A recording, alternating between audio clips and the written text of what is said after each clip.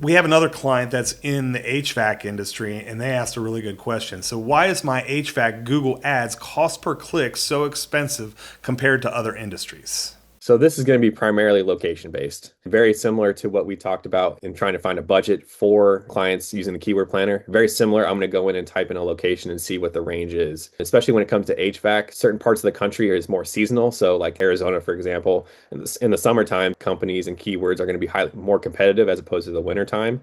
So you can kind of take a look at certain periods of dates and say, hey, the cost per click range here is anywhere from like $10 to $25. And then it come in the wintertime, it could be anywhere from like 5 to 8.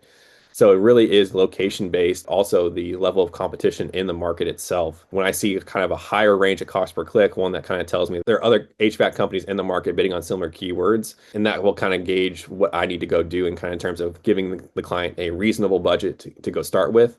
Reasonable in the fact that one, they can afford to go spend the money, and then reasonable in the fact that, hey, we can actually drive results with this budget. I guess that makes a lot of sense. So, if the region and area that the company is in, as well as the weather, depending on if it's hot or cold, some areas are more populated than others. So, I would imagine that smaller, more rural areas are going to be less costly than more urban areas. Would that make sense? That definitely does make sense. And then also with the keyword planner, I can see if a certain region or certain area has like a lower, let's just say, search volume in the period that I'm looking at, that also could lead to a kind of a higher cost per click, right? Because now let's just say that the term has 100 potential searches in a month.